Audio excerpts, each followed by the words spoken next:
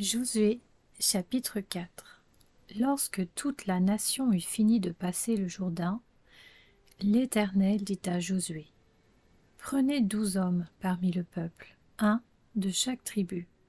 Donnez-leur cet ordre, retirez d'ici du milieu du Jourdain, là où les prêtres se sont arrêtés de pied ferme, 12 pierres que vous emporterez avec vous et que vous déposerez à l'endroit où vous passerez cette nuit. » Josué appela les 12 hommes qu'il choisit parmi les Israélites, un de chaque tribu.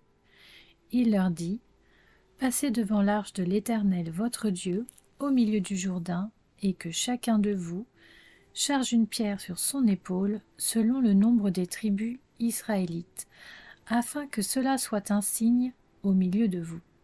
Lorsque vos enfants demanderont un jour, « Que signifient pour vous ces pierres ?» vous leur direz, « L'eau du Jourdain a été coupée devant l'arche de l'alliance de l'Éternel.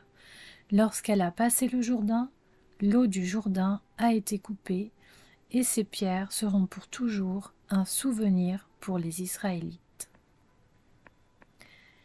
Les Israélites firent ce que Josué leur avait ordonné. Ils retirèrent 12 pierres du milieu du Jourdain, comme l'Éternel l'avait dit à Josué, selon le nombre des tribus israélites.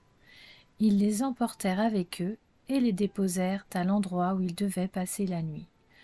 Josué dressa aussi 12 pierres au milieu du Jourdain, là où s'étaient arrêtés les pieds des prêtres qui portaient l'arche de l'Alliance, et elles y sont restées jusqu'à aujourd'hui. Les prêtres qui portaient l'arche se tinrent au milieu du Jourdain, jusqu'à l'entière réalisation de ce que l'Éternel avait ordonné à Josué de dire au peuple, en conformité avec tout ce que Moïse avait prescrit à Josué. Et le peuple s'empressa de passer. Lorsque tout le peuple eut fini de passer, l'arche de l'Éternel et les prêtres passèrent devant le peuple. Les Rubénites, les Gadites et la demi-tribu de Manassé passèrent en ordre de bataille devant les Israélites, comme Moïse le leur avait dit. Environ 40 000 hommes équipés pour la guerre et prêts à combattre passèrent devant l'Éternel dans les plaines de Jéricho. Ce jour-là, l'Éternel rendit Josué grand aux yeux de tout Israël, et ils le respectèrent comme ils avaient respecté Moïse tous les jours de sa vie. L'Éternel dit à Josué, « Ordonne aux prêtres qui portent l'arche du témoignage de sortir du Jourdain. » Josué donna cet ordre aux prêtres, « Sortez du Jourdain. » Lorsque les prêtres qui portaient l'arche de l'alliance de l'Éternel furent sortis du milieu du Jourdain et que la plante de leurs pieds se posa sur le sec, l'eau du Jourdain retourna à sa place et inonda toutes ses rives comme avant. Le peuple sortit du Jourdain le 10e jour du 1er mois et campa à Gilgal à l'extrémité est de Jéricho. Josué dressa à Gilgal les 12 pierres qu'ils avaient retirées du Jourdain. Il dit aux Israélites, lorsque vos enfants demanderont un jour à leur père que signifient ces pierres, vous les instruirez en disant, Israël a passé le Jourdain que voici, à pied sec. Oui, l'Éternel votre Dieu a asséché devant vous l'eau du Jourdain, jusqu'à ce que vous soyez passés, tout comme il l'avait fait à la mer des roseaux, qu'il a asséché devant nous jusqu'à ce que nous soyons passés. Ainsi, tous les peuples de la terre sauront que la main de l'Éternel est puissante, et vous craindrez toujours l'Éternel, votre Dieu. Josué, chapitre 5. Lorsque tous les rois des Amoréens qui se trouvaient à l'ouest du Jourdain et tous les rois des Cananéens près de la mer Méditerranée apprirent que l'Éternel avait asséché l'eau du Jourdain devant les Israélites, jusqu'à ce qu'ils aient traversé, ils perdirent courage et leur esprit fut abattu devant eux. À cette époque-là, l'Éternel dit à Josué, « Fais-toi des couteaux de pierre et circoncis une nouvelle fois les Israélites. » Josué se fit des couteaux de pierre et circoncit les Israélites sur la colline d'Aralot. Voici la raison pour laquelle Josué les circoncit. Tout le peuple sortit d'Égypte, les hommes, tous les hommes de guerre, étaient morts dans le désert pendant la route, après leur sortie d'Égypte. Or, tout ce peuple sorti d'Égypte était circoncis, tandis que le peuple né dans le désert pendant la route, après la sortie d'Égypte, n'avait pas été circoncis. En effet, les Israélites avaient marché 40 ans dans le désert jusqu'à la destruction de toute la nation des hommes de guerre qui étaient sortis d'Égypte et qui n'avaient pas écouté l'Éternel. L'Éternel leur avait juré de ne pas leur faire voir le pays qu'il avait juré à leurs ancêtres de nous donner, pays où coule le lait et le miel. Ce sont leurs enfants qu'il donna à leur place, et Josué les circoncis. Ils étaient en effet incirconcis, puisqu'on ne les avait pas circoncis pendant la route.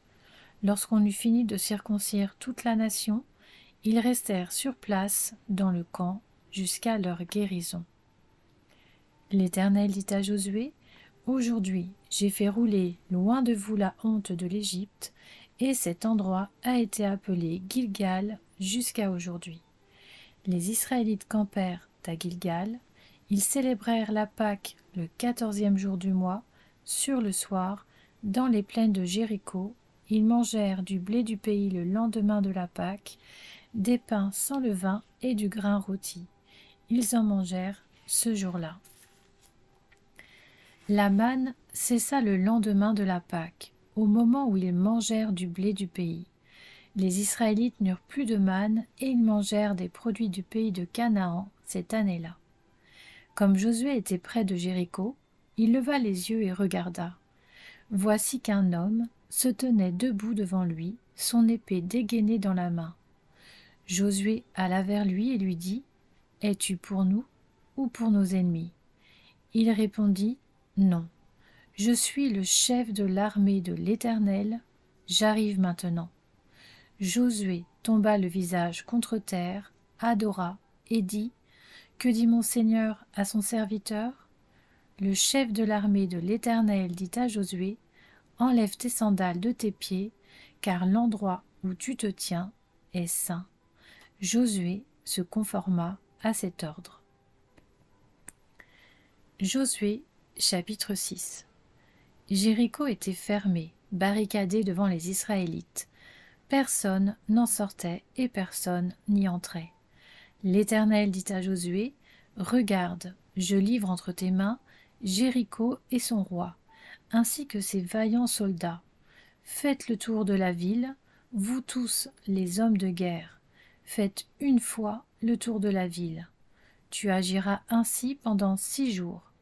7 prêtres porteront 7 trompettes retentissantes devant l'arche.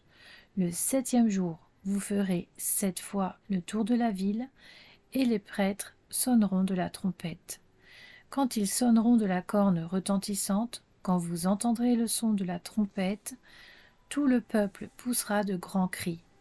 Alors la muraille de la ville s'écroulera, et le peuple montera à l'attaque, chacun devant soi.